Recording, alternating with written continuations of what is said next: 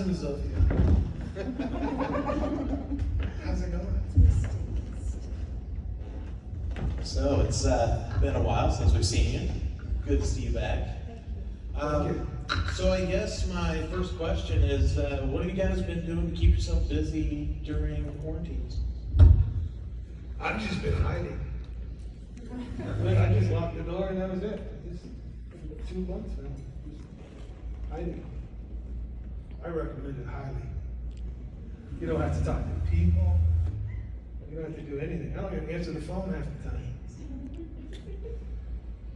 But yeah, before that, when life was still happening, we're still just doing the same thing, grinding it out, working, trying to get more work. Did a series for Apple, and I didn't know that. yeah, with for Antipressure Productions. So we'll find out what happens with that. Here we go. Somebody hit How something. many shows did you make? Well, we just shot the pilot so far, so we'll see what happens. Yeah, that was it. I don't even know what I've been doing. Just working, living, doing the same thing, You know what it is. We all do the same thing. You just grind it out every day. Except when I go to work, I feel lucky. That's the only difference. That's the best difference, So, and when I get to come here and do something like this, I feel lucky. I appreciate you guys very much. Yeah, you don't know how much sometimes you guys, your kind words and kind thoughts can be really important sometimes.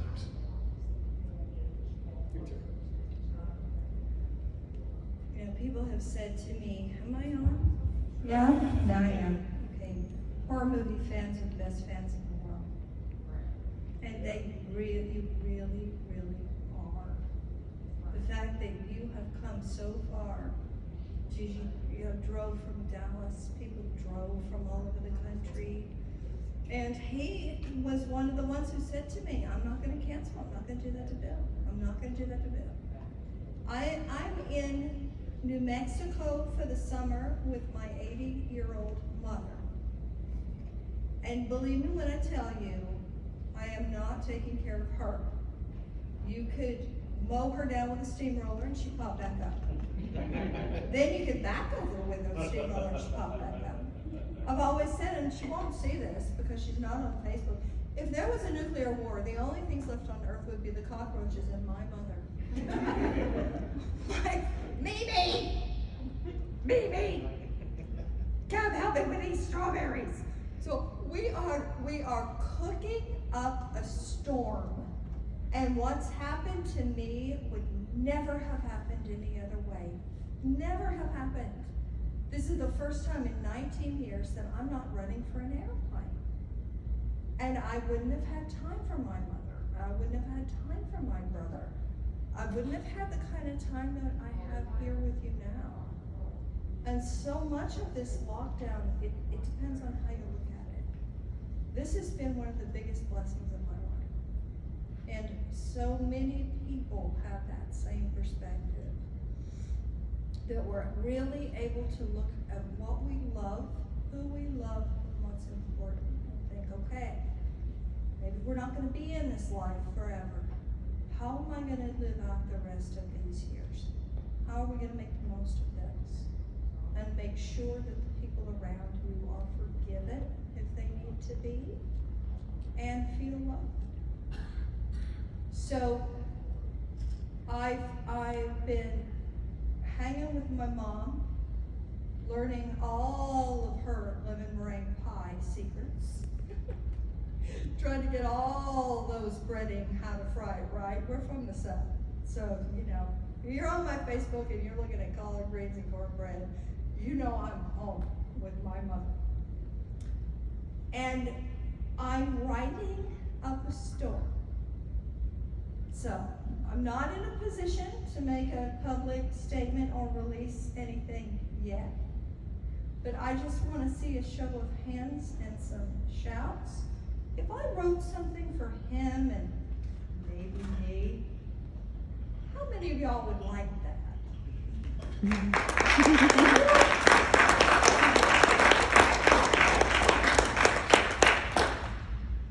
It's on the cooker. It's in the oven, kids. It is in the oven. And for me, I think that this also is just, it's lessons in resilience that we're able to look at ourselves and the years have gone by. And you don't have to age like your parents did, or like their parents did. We still have opportunities available that our parents didn't have at our age. So, the party's on. The party's still on. And it's just incredible to really realize how precious this life is. I think the planet took a big breath. The trees are taking a breath, the animals are coming out. The pollution's gone away. You can't go outside, you gotta go inside. And there's enormous examinations of your spiritual beliefs. And who are you, what are you here for, what are we really all about? So it's been really wonderful, this quarantine. It's weird, it's uncomfortable. Just going through the airport and having all the shops closed, that I wasn't prepared for that. I don't know why, and I know you all know this, that something small will be wrong, and you just won't burst into tears. But also bursting into tears out of gratitude. So I'm trying to get myself duct taped and super glued back together, just in case I have the opportunity to go back on camera. But You will. once I have those pop marks and things, it won't matter anymore. As long as I'm in possession makeup, it won't matter anymore. I'm just sitting here thinking, I know there's not a ton of us here yet, but we're sitting in a place, I think we all kind of found our place. We're sitting in a place where a woman can be sitting in there with a 12-inch long knife sticking out of her bag, and it doesn't seem weird. It's perfectly normal. And welcome to the East Side of Indianapolis. It's like, there's nothing, if you like went to the bus with that bag. But here, it's just like, yep. Oh, I wonder who signed it. So, anyway, it's kind of cool. Found a place, right? All right. All right, so Amelia, you've recently taken a trip to go do some work with some animals. Can we talk about that for just a few minutes? You bet. You bet. So real quick, before you start, how many people in here, do you guys follow her Facebook page at all? Anyone in here? So you guys know about her animal work? Oh, wow. Okay, so cool. I'm not the only one interviewing myself, then this is awesome. All right, so please, go ahead.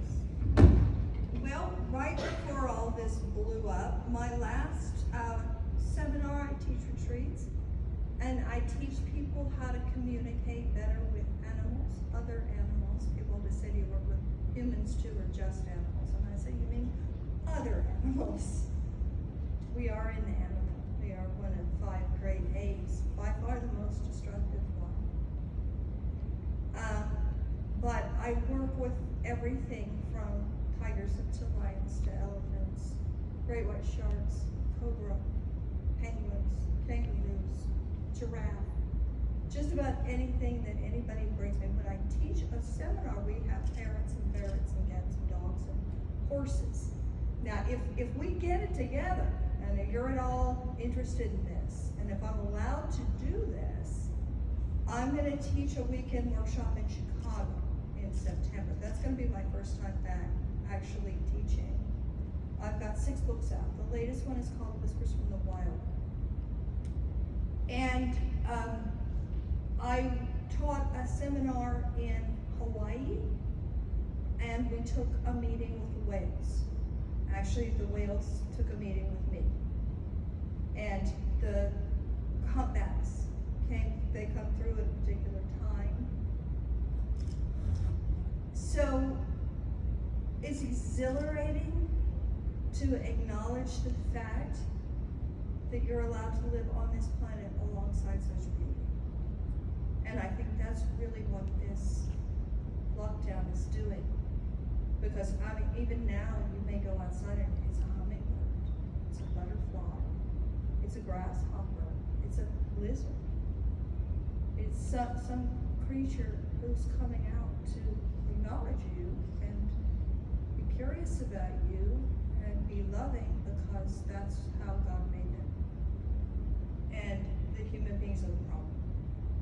So if we can get ourselves back in the program, trying to learn how to live in harmony with all the other creatures that God created, and the Spirit of God within us, because the Spirit of God within us is the same Spirit of God within your dog, your cat, your horse, your bird. So a lot of what's happened with me in lockdown has just been I've had time to do privates. I'm teaching online. I've got people calling. I'll tell you a story. Now, oh, I might now. Now I'm in the mic. In and out. Okay, what? Am I in and out? You can hear me, can't you? No, you're good. Okay, cool. You're good. Go ahead, bud. All right, does anybody have a question about any sort of animal? Anybody having a problem or anybody having a question about? Is my dog happy? I'm serious. Is that a no? You would know that. You would know that. I don't know, because he don't talk to me. I Yeah. talk to him, he looks at me like, dude, I'm a dog. No, he's talking to you. You just don't hear him. Okay. I think he's happy. Well, a question?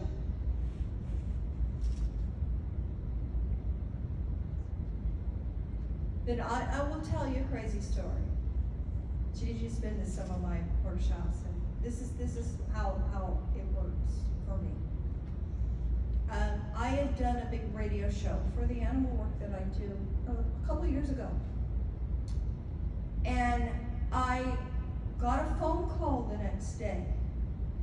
And it was a big, gruff man. A big man.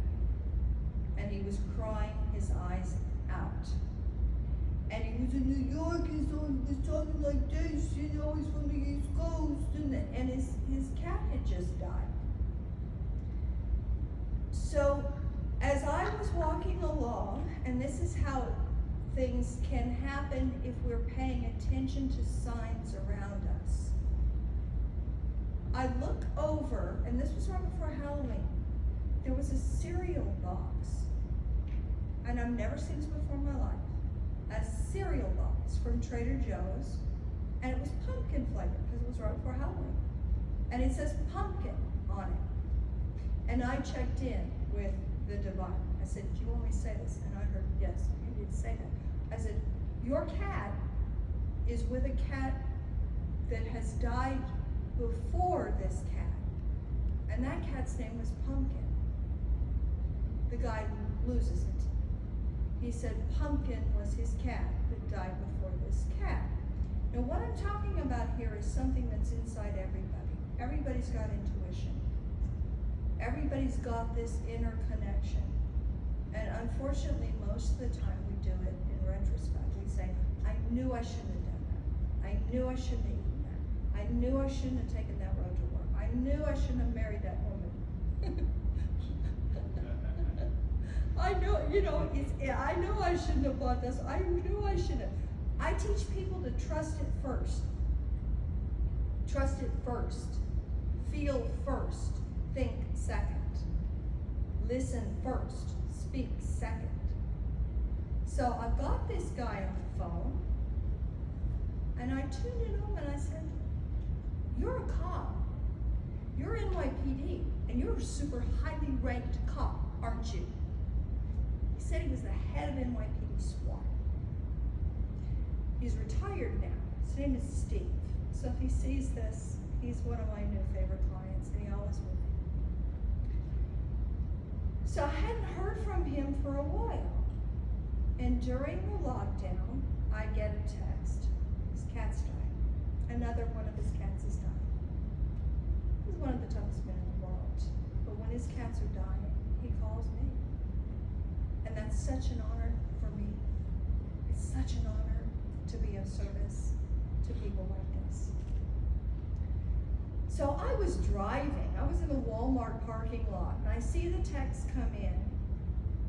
And I pulled over, and I tuned into the situation, and I texted it back. Said there's a black and white cat spirit waiting. There's an orange tabby waiting in spirit. All the angels have already come. The cats have all come to help her cross over to heaven. They say that they were her children, which is weird because this one would have gone first. And then these human spirits start coming through. Somebody comes through and says, "Oh, Tommy, tell him I said thank you." Okay. Then another one comes in. I get somebody named Harry. Somebody else comes in named Dave. All these young, gorgeous guys, and they're coming in. One of them says, "I had an addiction problem. Tell him he saved my life. Being on the job saved my life." Another one comes in and says, "We all died in a fire." I don't know what's going to happen. So he confirms that the 6 kittens that were the kittens of this cat crossed over first. One was black and white. He knew who that little tabby was. Tommy was his roommate in high school who's crossed over. He knew who the cop was who had the addiction problem. He knew, and then I said, "Why are they all telling me they died in a fire?" He said they all died in 9/11. He lost his entire squadron in 9/11. And they came to me to thank him. 2 names he didn't identify. One of them was Harry and one of them was Dave. I got an email from one of my best friends in London the next day. She's also a very, very famous psychic in London. And she said, "I just lost 2 of my best friends. Please pray for us." Their names are Harvey and Dave. I said, I got it. They came yesterday, and I thought they were for him. So we're exploring the inner quiet, and we're finding that there is a lot of information in that silence. Whether you've got animals that you wish you could connect to, or whether you've got people in heaven you wish you could connect to. It's available to everybody. And it's just a matter of learning how to listen. And what's funny about this is that in Demons 1, I was leading a seance.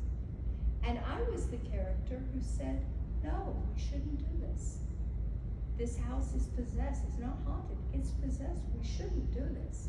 So even though I got to turn into the ultimate badass, I was actually the voice of reason in that movie. And good did win out over evil in the end. So when people challenge me about the horror movies, because they know what my books are about and they know in all the churches where I deliver the ministry, I say no, it's the same thing. It's still, good's gonna win out over evil. And I'm sorry about your tongue. Yeah, well, you're not the only one, so.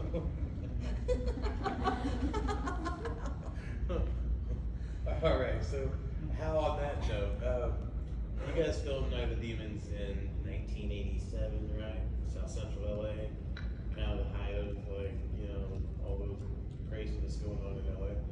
Any funny stories from after filming or anything? No, it was fine down there. Really? Yeah, it was. It actually wasn't South Central. I think it was off of Western. So it was still, it's a pretty bad area, but no, we never had any problems. We had problems. I shot another film, God, maybe a year after that, a few blocks away, a quarter mile away, and we had to shoot every night. Was that the sorority babes? No, how was it called? I can't think of it. The Dietrich process. I don't think it ever came out. I don't think they ever finished it. But yeah, every night we were running for our lives. And I just got to the point I told them, don't run, just stand still. If you don't fall, you didn't get shot. It's okay. Because people were like breaking their ankles, running. We had to call the paramedics on somebody who tripped over a fence. It's like, come on. How scared can you be when you trip over an entire fence? Now, how did you go to was it a food cart or something like that? Like a little corner bar. Yeah, it was, it was, you know, like a burrito stand. I swear to God, it wasn't chicken. That's what my takeaway. I can't. Who did I go over there with? I can't remember who I went over there with. Phil? I guess it was Phil. Yeah. All right, Phil's arm was missing. Yeah. he's So we're both in makeup. spewing blood out of his stomach. Yeah. Both in makeup. It's like 8 o'clock in the morning. And I used to, you know, because once you're in it, it gets comfortable. You forget you're wearing it. And I smoked back then, so I would sit out in the front lawn of this house and smoke. And you'd see these kids walking to school. There was an elementary school down the road, and that was always odd. I was like, what's with these kids, man? Just like, because they're always looking at you like some would cross the street and they never quite put it together. And so Phil's like, I'm hungry. Let's go across this. So we go across. And Phil loves to tell the story this way. As we're walking up, there's like 4 obvious gangbangers sitting at a table. And they both turn and look at the 2 white guys. And then they get a second look, and he's like, all 4 of them got up and just walked away at the same time. And I didn't even notice it. He told me after. And I go to order, and the guy's just like, I'm like, dude, I just want a chicken burrito, man. Now, what degree of possession were you in? This was full on. This was when you before were the burned and No, it slimed was and before the burn, though. But it was the full on with the blood and And the just full so you process. know, it's illegal now. They passed laws that you can't drive through a Wendy's or a Taco Bell in effects makeup while you're spewing blood. Because somebody could have a heart attack and die. I didn't know that. So, but back then, in the good old 80s, Well, that happened with in the lawless 80s. Billy. Billy always likes to tell the story that he went home covered in the blood from the night that he did his death scene, and he got pulled over on the freeway with Iowa patrol. He did? Yeah. He did? Yeah, and he had to explain to him, oh no. And Billy was like you're talking about, he's like, Billy is, what was Billy's character? Sal. Sal. Yeah, Billy yeah, is Sal. That is true. He's a more refined version of Sal, but that's him. He talks like that. That's his real accent.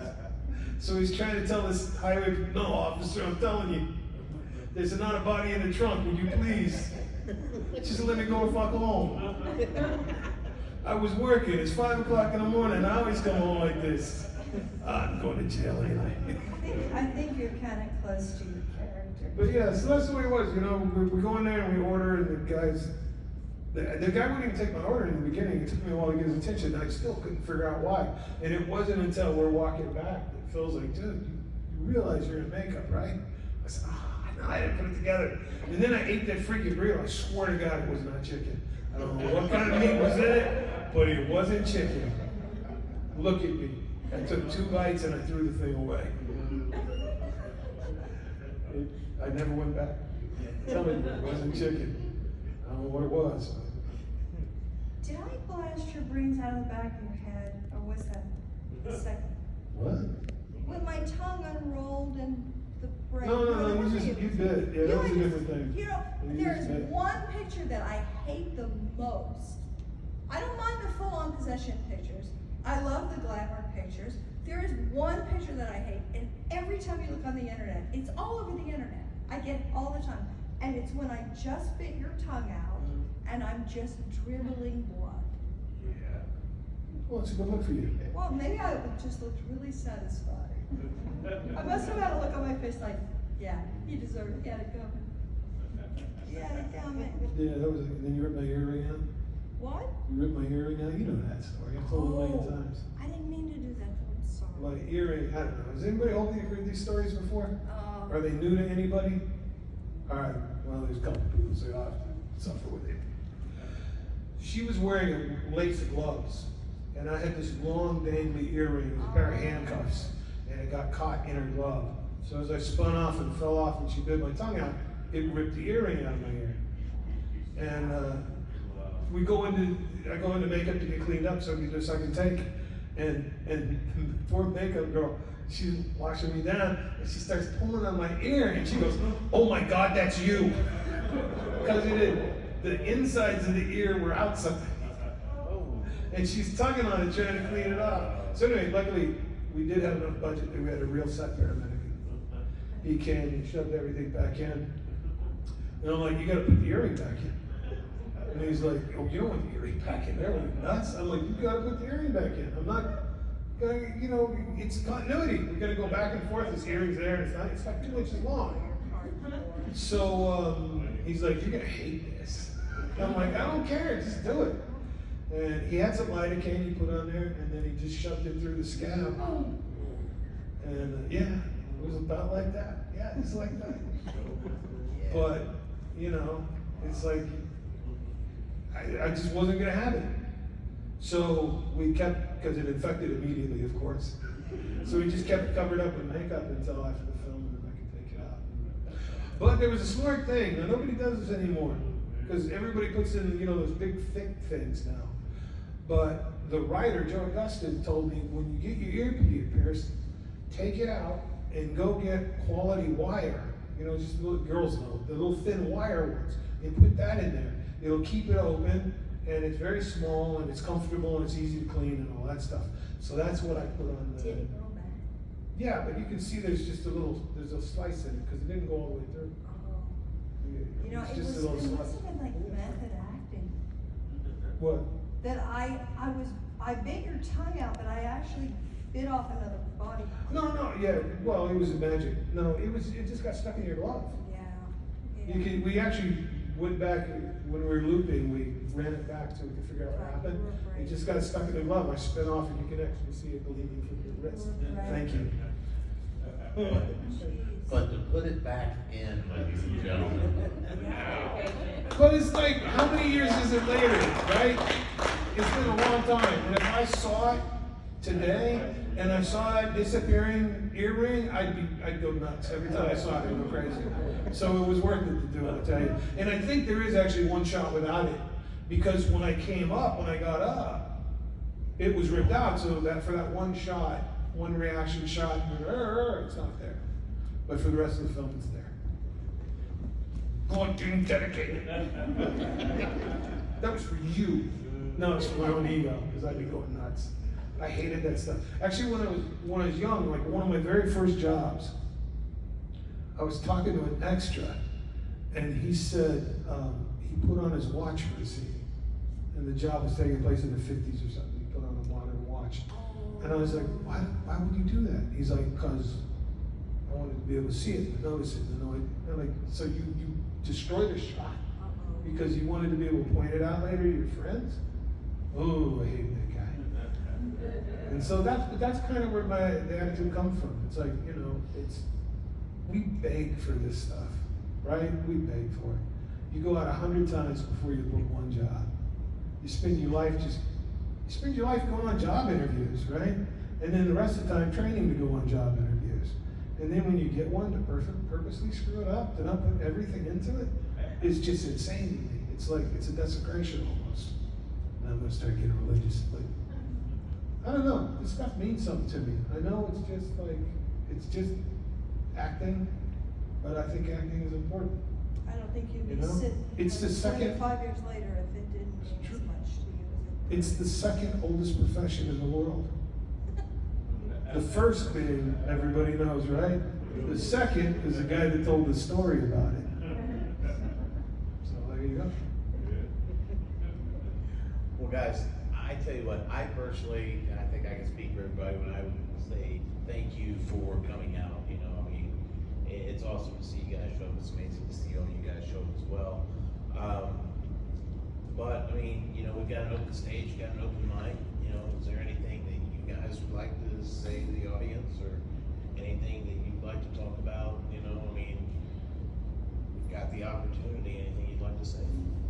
Wow, that way to dodge coming up with a question.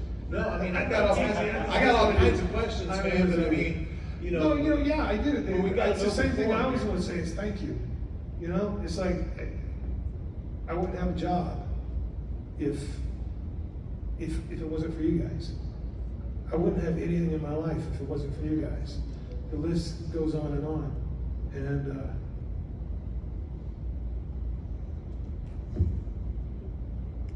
Yeah, I feel the same way.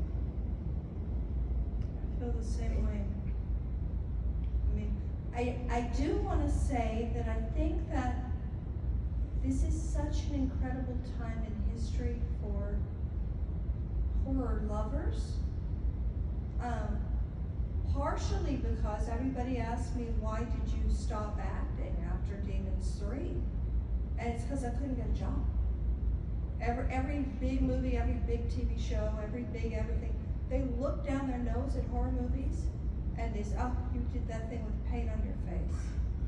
Now, every single Netflix show, every Apple TV, every FX, every HBO, it's vampires, it's horror, it's Night of the Living, it's Walking Dead, it's everything supernatural. Even the huge blockbusters, if you think about it, even things like Spider-Man and Batman and Gotham and even some things like Wonder Woman, and there's horror elements in this. So, first of all, you kept it alive for us. And secondly, what I think is interesting now is that there seems like there's a renaissance in the movie and TV world that has never happened before in my life. We're in a world now where an 80-year-old woman can get the lead in a movie. We're in a world where Dolly Parton's about to make another 9 to 5. And they said to her, are you ever going to quit acting? And she said, oh, well, maybe when I'm older. This is like something my aunt would say. But, so, character actors are working, comedians are working, people who don't look perfect are working. You don't have to be stick thin and look like a 22-year-old model to be working. You can actually be working because you're talented, you know, instead of being what the studios wanted that exact time. And the other cool thing about it is that now there are more independent filmmakers. Now, when we did Demons 1, you had to have a big fancy camera and you went to college and you studied photography to be a photographer. Now, my nieces could make movies on their phones when they were 8. They know how to edit it, they know how to put music on it, they know how to do everything. And so now every single person has the opportunity to be a storyteller. So you can make beautiful slideshows and movies and take pictures and tell stories, and you can write books online now. You don't need Random House the way I did. So it's just a really exciting time to be an artist. Nothing like this has ever happened before. it's a good point. Yeah. So anyway, I'm back to finish my point. And the thing about appreciating a fan is I'm a fan too, you know? That's one of the reasons I love this stuff, because I love everything about it. And, you know, in LA, you have to be above it all and jaded, and I just never am. I love meeting people that I admire, and I admire their work, and I'm not afraid to tell them that I admire their work.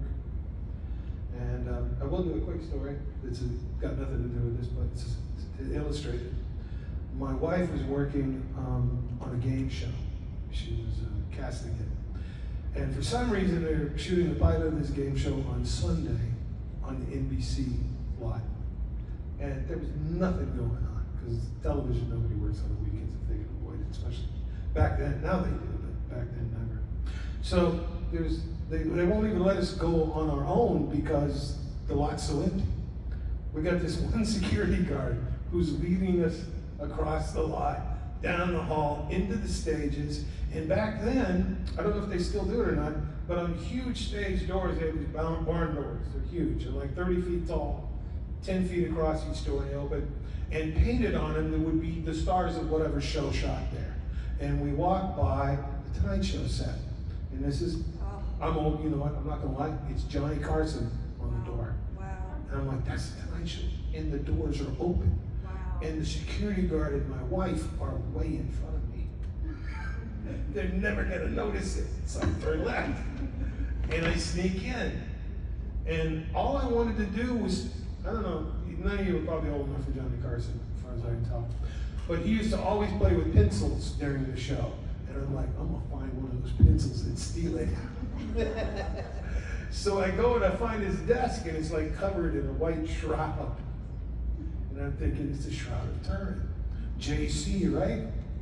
I pulled it. Back then, I don't know, you've got to be old enough to understand how important Johnny Carson was. Johnny Carson was a kingmaker. I mean, there's nobody that compares to him today. There really isn't. So anyway, I look around, there's nobody there, so I pull the shroud off, and everything's gone. His coffee cup isn't there, the microphone gone. Nope. They clean it out every time, bastards. But the chair's there. So now I'm gonna sit at Johnny Carson's desk, damn it. So I'm sitting at the desk going, this is Johnny Carson's desk, this is the Tonight Show. Someday I'll be right over there in the couch. Yeah, this is cool. And I hear footsteps. I'm like, and then my wife comes walking in. And I'm like, where's the security guard? She's like, I don't know, I think he's just walking still. He was like a really old guy, and he was just, she's like, what are you doing? I'm like, I'm sitting at Johnny Carson's desk. What do you think I'm doing? You want to do it? She's like, hell yes, I want to do it. Oh my gosh. So she sits at Johnny Carson's desk. We laugh for a little bit. I cover it back up. We start going up the hall. We catch the security guard. He never even knew we were gone. I'm telling you, this took 5 minutes. He had no idea we were gone. And just about the time we were getting inside him, he turns and opens the door and goes, this is where you're supposed to be. So anyway. But yeah, you know, I'm a fan of all this stuff. I love this stuff. You know, I love, when I was just getting to know Susan, I don't think I've ever told this story in public before. When I was just getting to know Susan, see, my wife was a really big casting director at the time I met her. And this is back before everybody had everything phones. Everybody had a phone book, a Rolodex. And a Rolodex was like a serious business. Back then, when you retired, you could sell your phone book. I mean, there were certain people who could sell their phone book for a couple $100,000. That's how important this stuff was. And so you never touched anybody's phone book. Anyway, I knew her for quite a while. I knew her pretty well. I think we were just starting to date. She goes into the restroom, and her phone book's on her desk. So I grab it and I start thumbing through it. And I swear I thought it was a joke book. I didn't believe it. Everybody from Danny DeVito to Marlon Brando was in there. Addresses, phone numbers. David Beagleman, who was he was the president of Universal, Columbia. He was the president of Columbia Pictures. I just like name after name. I thought it was a joke. I thought she'd put them all in there in case somebody peeked. And I didn't say anything because I didn't want her to know, you know. And then she, like 2 days, 3 days later, she wanted to impress me. And she goes, what the hell was his name? Anybody remember the film Cat Baloo? Yeah. Who was the white? No, it was George Papard. Yeah. Remember George Papard? Yeah. She looks at me and she goes, you want to call George Papard? I'm like, what? She's like, you want to call George Papard? I'm like, hell yes, I want to call George Papard.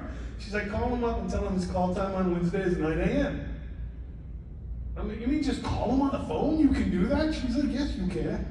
So anyway, I talked to his wife, and she was grateful to know about his call time. But like that was, you know, that was my introduction to this business. I thought it was going to be much easier than it was. But it's still great. It's a great life. And it's a great life, again, going back to the original point, because of you guys. You know, you really, and like you said, I'm one of you. I'm right there. And we feed this industry. And some of us are lucky enough to be able to live because of this industry. So there you go. All right. Ladies and gentlemen, please do me a favor, put your hands together for Mr. Hal Havins from the Indian campaign. Thank you very much. Make sure to stop by the table and get some autographs. Thank you very much. Bye-bye. Thank you. Oh, yeah.